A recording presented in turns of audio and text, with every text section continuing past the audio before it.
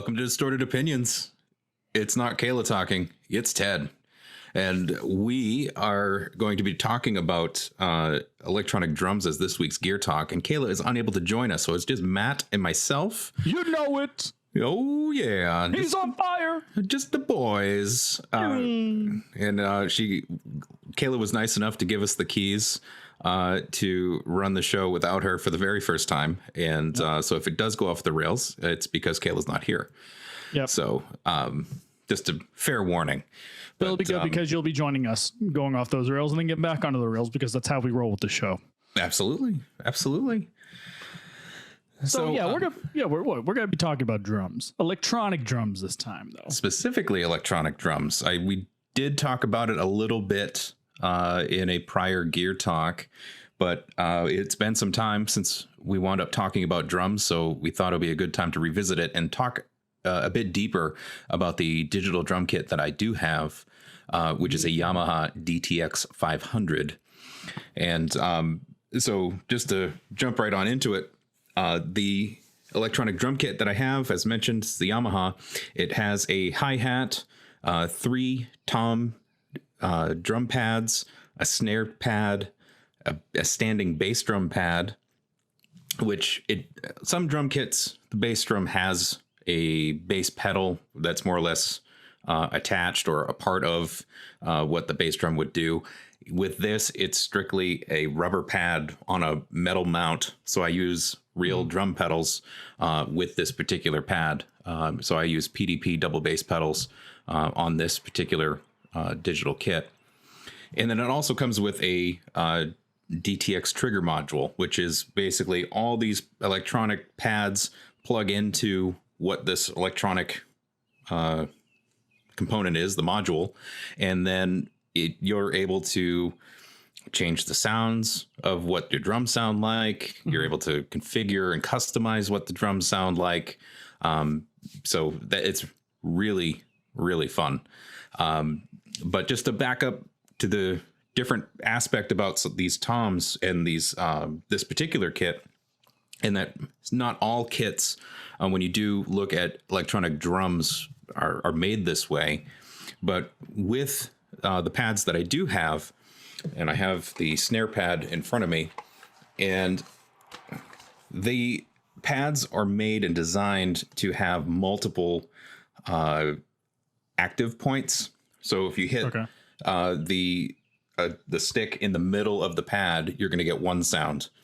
On a tom, you'll get one sound here in the center, and then if you hit the rim, there's a raised rubber rim around the edge. That's a separate sound. So that's 2 different triggers within this one pad. And with the snare, this one I'm holding in my hand, there is actually a trigger in the middle for the loud main, like you're just smashing a snare drum nice and loud. But if you want to do some softer drum work, it actually has sensitivity as you go out that it will it's a lot softer, which makes it really more realistic to a real snare drum as opposed to what some of the digital kits do offer. So it's got a sensitivity module to them. Yes. Yeah. And so same thing with the rim. If you want a rim shot on this digital kit, you're able to do that by hitting the rubber rim on the end. So it is very convertible, and you can accomplish a lot of the same things you would do with a real drum kit on this one in particular, which is what I really like about it. Each of the drum pads, as mentioned, are connected to the module, and they are 1/8 inch jacks. So they're just like a regular guitar amp jack. It's the same end, and that plugs right in and into the module. And there's a spot for each of them, so everything has its place. The module itself, and as mentioned, it has a lot of different sounds that are pre-made. This particular kit comes with 50 pre-made drum kits.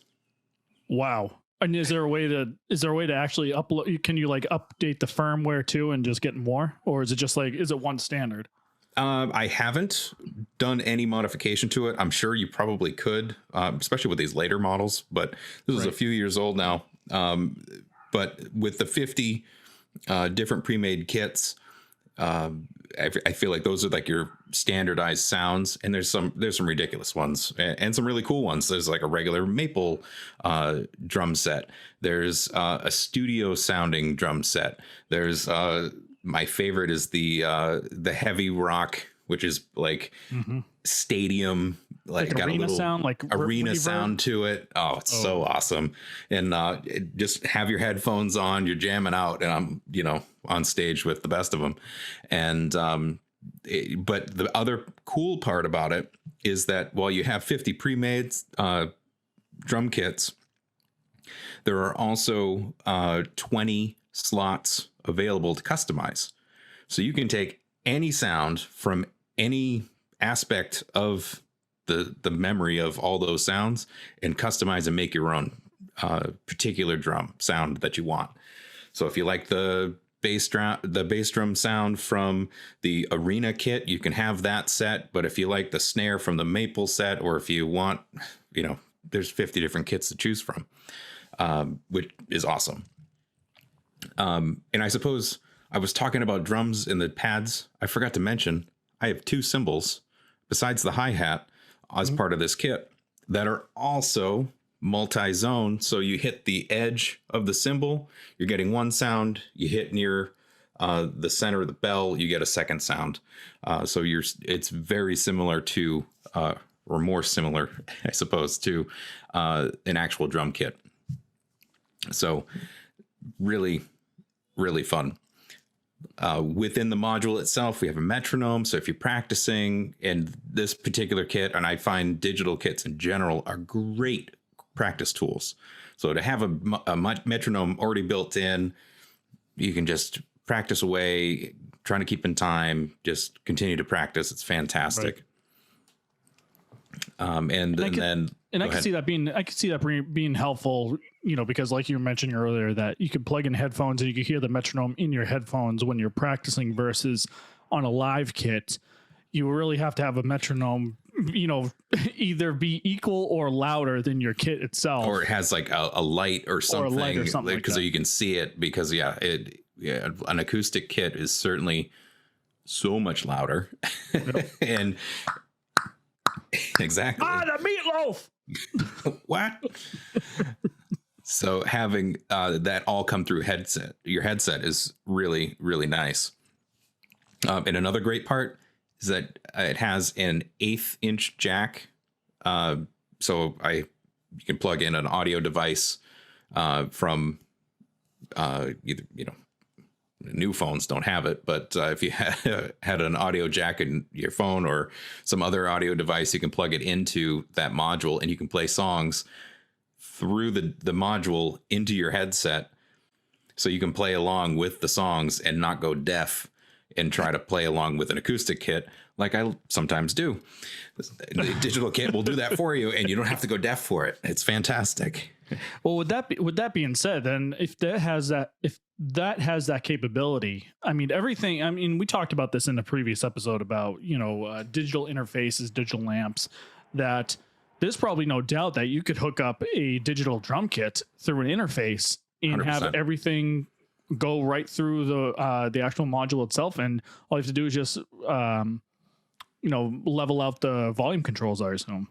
Well, and the module that I have does have that type of output, and you can, plug that in directly to some sort of other interface and electronically record directly from that particular module. It also has a mic output. So if you wanted to plug it directly into a PA, it has like a 1/8 inch output. So if you wanted to use an actual speaker, the digital kits tend to have a speaker made for drums that can be used there. So I don't utilize any of those other aspects of an output. I just use headphones because I don't know. I'm just there I'm using it for practice, which I really enjoy, namely because I can actually not go deaf and play along to my favorite songs, which is always a plus. And one great thing, the original purpose of why this kit came into my possession was because it is a lot quieter than an actual kit. So at the time I got this kit, I was living in an apartment, and my apartment was above my landlord, and I didn't want to make a heck of a lot of noise. And so having this kit available, granted, the loudest part about this kit is the bass drum, because you're using real pedals to hit a real pad, and you're constantly like you're beating it with the hammers of the beating the pad. Beating the pad. And so that's, gotta love that one. I know. And so that's the loudest part of the drum kit, because it is has a Velcro bottom, so hopefully if you're on carpet, it won't slide away from you as you're playing along with it. But carpet, beating on the pad, and loudness, they all go together. What comes to mind? Bass drums, people. Bass drums. Come on. Talking about bass drums. Got it. Get your head out of the gutter. So yeah, so that's the loudest part, is actually utilizing the bass drum, but the other aspects of it are generally much quieter than an actual snare or cymbals or any other aspect of a drum. And so it's fantastic in that sense. In terms of playing, and as you're playing, the triggers, well, we're talking about bass drum. If you're playing bass drum on this digital kit, it is far more forgiving and will make you sound more impressive and mask some of the mistakes that can happen based on some of the effects that, or depending on the kit that you use. Say the arena drum kit, there's so much reverb echo in the tone that when you do a quick flutter with the bass drum and you mess up or it's just a little off, you can't really tell. It just sounds impressive, which when you're just practicing, it sounds great. But if you go down to a real acoustic kit and then try doing that, you're going to notice that, oh, that one's a little off. It's not quite the same. So there's some drawback in that sense, because you're dealing with electronic triggers as opposed to the instant reaction of an acoustic kit. And the same drawback comes to the hi-hat in cymbals. The drumstick on a cymbal hi-hat, the amount of pressure you use, if you're looking for just that little tone or tweak onto to accent a portion of a song, you kind of lose that with a digital kit, because it is only so sensitive and it's not as reactionary as a real cymbal. And for a lot of that, I do find myself preferring the acoustic kit over the digital kit, because if I want to do a song that's got a bit more cymbal work in it, I have more cymbals than I do drum pads on my real kit. Mm-hmm. And I know I can get the sound that I want on my real kit, as opposed to fighting for the triggers to do something close. Right. And speaking of that, hi-hats, the hi-hat on the digital kit is heavy. It's a big rubber cymbal pad, and it's on a hi-hat stand. So and the hi-hat stand works. It's the same exact thing. It just happens to have a digital drum kit pad on it, and there's a control underneath. So if you have it open, it's an open sound. If you have it closed, it's a closed sound. It's that responsive. However, if you're looking for maybe a 70s disco with the offbeat on the hi-hat, it doesn't, you have to lift your foot about a quarter of a second earlier than you would on a real kit for the cymbal to rise up enough, because it's heavier. It takes more time to rise, and then by the time your stick hits the cymbal, now you're going to get the sound that you want. And it's when you're so used to playing on an acoustic kit and then you go to a digital kit like that and you want to have that sound, you're changing the muscle memory just enough that it just makes you have to be aware and be conscious of how that's going to sound and be prepared to go ahead and get that sound out of the kit. So with that being said, because it's a digital instrument, do you ever experience latency? no. Okay. Everything is there's no, well, I mean, I suppose that would be a latency in that sense, because but that's more of fighting gravity, because the pad weighs more than the actual cymbal itself. But in terms of responsiveness, I feel like it's just about as quick. I mean, it's not noticeable when you're playing, Right. but it's those other nuances about the kit and how it will react when you hit it a certain way, because you only have so many trigger points and you're only going to get, the technology has come so far from way back in the day, when you only had that one pad, one sound, one trigger. Now you've got 3-on-1. It's super cool. And it's, anyway, that you do so much. But between that and a real kit, depends on what I want to do. If I'm just wanting to play along to music and it's just going to be straightforward, nothing flashy, I'll probably use the digital kit. But if I want to use the more nuanced aspects of the drums and things like that, then I'll definitely go acoustic for that. Now, do some of these digital kits, can you buy add-ons to them? So like, take for instance, say you buy your typical, like if I was someone new and said, hey, I want to buy a digital drum kit, obviously it comes with the essentials, but would you know at the top of your mind if some of these kits allow add-ons so you could build, so like a regular acoustic drum set where you could build onto it, is it the same type of concept for digital drum sets as well? I would say yes. I would also just be aware of the module that you're plugging everything into. Does it have room for all the inputs to give it a response? Gotcha. So Okay, you're limited by the module that you have. Yeah. That would be the only limitation that I see. Otherwise, it's just something else you could possibly mount on your stand, and as long as you got a place to plug it in, you can assign it a sound, cowbell, whatever, and then why not? That's pretty nifty. That's pretty cool. Yeah. And when we talked about, and I'll include it here, but in our drumstick gear talk from last year, it's kind of awesome to say last year, we're into a new year of distorted opinions. Last year. Yeah. Wow.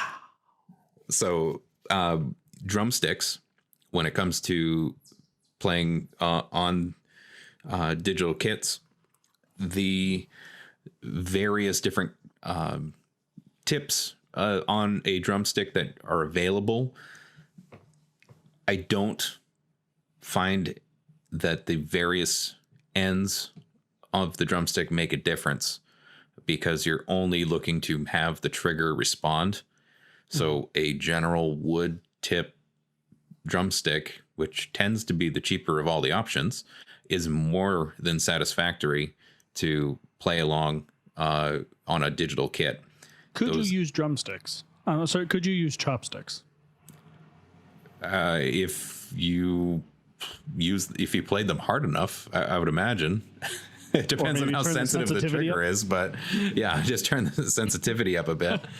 There you heard it, ladies and gentlemen. If you don't have sticks, get yourself a pair of chopsticks. You can still play. Well, it would be a lot more effort. I don't know if the triggers would be sensitive enough, but yeah, you could try it. Challenge accepted. But to my point, though, with the like a nylon tip or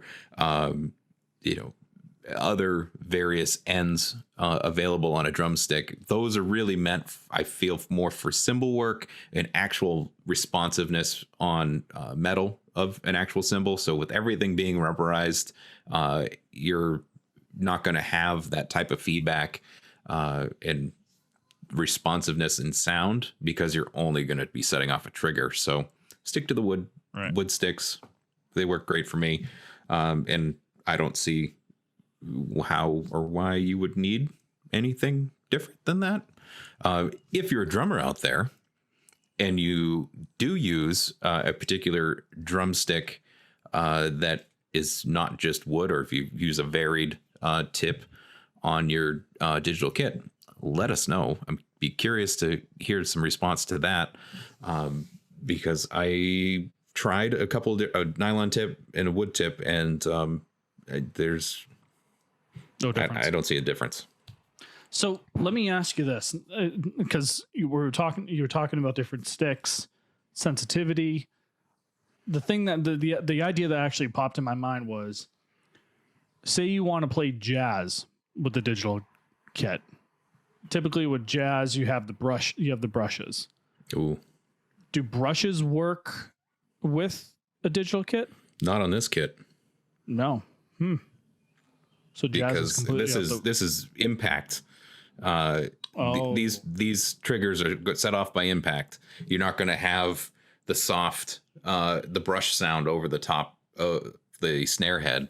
I don't know if they make anything that, I mean, I imagine they would have something sensitive, but I feel like a lot of the kits that I've played and seen, they're all impact, requiring impact with a real stick, and wouldn't have the nuance with a brush, because I do have a set of brushes, and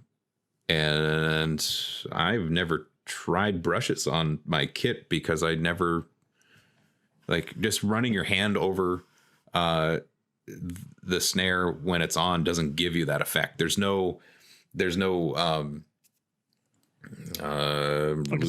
actual snare, the beads on the bottom, the wiring that gives it that snare sound on underneath to give it any snare sound. So audibly, there's nothing happening here. It's just a rubber head for responsiveness. Well, ladies and gentlemen, on top of the question that Ted asked, what do you use? If you're out there and you happen to have a kit that is, has that feature, I mean, also let us know too. I mean, that's, again, technology these days just keeps growing and growing and growing. And, instruments nowadays are starting to become less tangible and more digitalized and whatnot. So that's great. It's funny that we're doing this episode, Ted, because it actually reminds me of a story. It's almost kind of like I get PTSD from Guitar Center because of electronic drum kits. Okay. This is how it goes, right?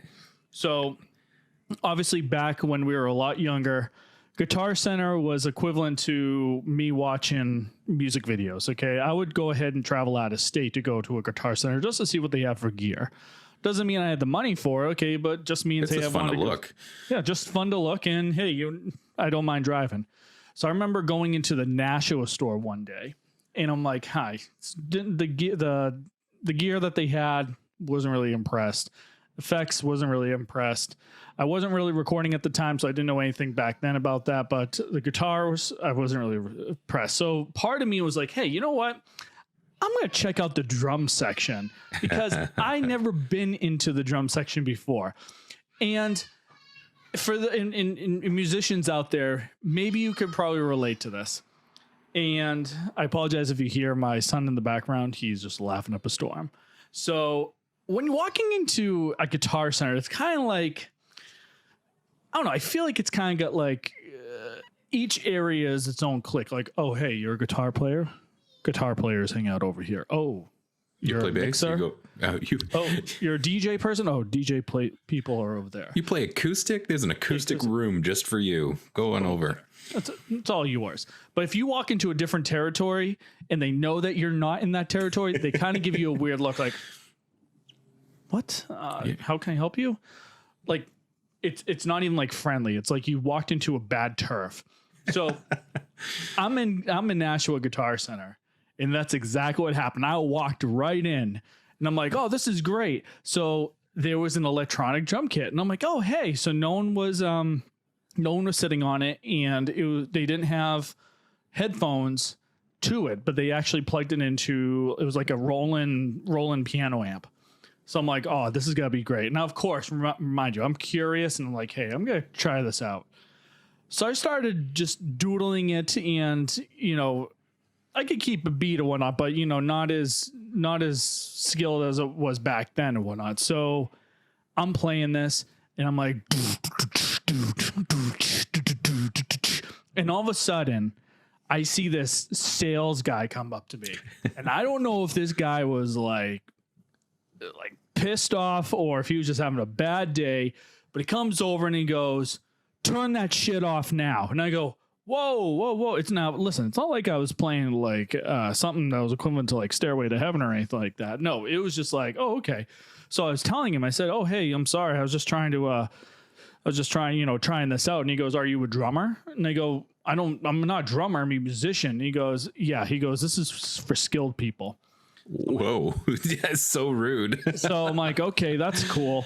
So of course at that time I was just like, whatever. I mean, I'm not really one to go ahead and confront, especially in public and whatnot, but it was just one. So ever since then, I've been so paranoid about going into the drum section every single Guitar Center, because it's like, God forbid my ass sits in like a seat to go try a drum set. Okay. And someone's going to come and like rip me a new asshole or something like that. So I'm just like, okay, you know what? I'm cool with that. So I feel comfortable going into the keyboard section, guitar section, acoustic section, string section, effects section. The drums, it's like, nope. What's the password? So I had to tell that story, because with this episode, I was like, this is going to be the perfect example story of what I could bring to this table. No worries. I can certainly carry the ID card and escort you around the cool Sounds section. My Guitar Center story, also Nashua, was a bit more recent. And yeah, I wound up walking through the section. I was on the market for a new cymbal, and wanted to see what they had for selection, and just kind of checking things out. And the salesperson in drums came over and asked me what I was looking for, kind of described it. And then we started talking about some other drum things, and it felt like I knew more about drums than the salesperson. And I had to break down more specifically what I was looking for, because they didn't understand. But they were a drummer, but like they didn't understand. I mean, I don't know. I mean, at this point, I was probably, I'm at least 10 years older, than this person. So give them benefit of the doubt there. But it's weird to be in a position where you play an instrument for long enough and you go to a music store where you're amongst your peers, in a sense, and to be in the position that you seem to be more knowledgeable about your instrument than the person trying to sell you the equipment that you're looking to improve your instrument with. The guy got the job. I mean, unless they're desperate for people, but on the other, it is. I mean, I don't know if any one of our listeners have ever worked at a Guitar Center probably have some good Guitar Center stories, because clearly this is what this derailed into, in terms of that. But we're not in any way, shape, or form trying to tell you to avoid the Nashua Guitar Center, but we're just telling you from personal experience that they're both negative. But hey, if you got something different, I mean, power to you. No sales tax in Nashua. No sales. Oh yeah, there is. That's a big draw to go to Nashua. Get your equipment at Guitar Center with a no sales tax. They will try to sell you stuff that's protection, like warranties and stuff. Yeah, it's like a little too car salesy. Like I love the Braintree store, and I love the Natick store. I mean, those guys are just absolutely cool. Listen, when I'm going into a Guitar Center, all right, this is what actually, let me rewind. When I'm going into any music store, okay, there's only one thing on my mind. I just want to look. If I'm curious, I will come to you. Don't come to my ass, okay, and say, oh, hey, so I see that you're looking at the Les Paul. And because I might come back with a smart ass answer and just say, I'm looking at that one. And then just leave an awkward silence because it's one of those things where it's like, dude, like I get it. Okay, you get the free pass the first time, totally doing your job. But when you start asking me the second time, maybe even third, I'm gonna get annoyed. But with that said, you know, it's just Guitar Center. You gotta love them.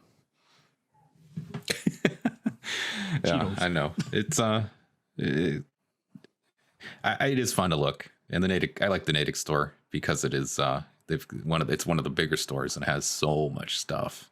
100%. But yeah, no, it's fun. So back to being on track with things. Yep. Bobo. You think? Oh, I was just say, I think now that, you know, things are starting to open up and whatnot, I think I might go to the Natick store, maybe walk into the drum area. I'll give an update if I do. I think we should both go. Okay. Let's both go. Let's make that a thing. I like it. Yeah. Perfect.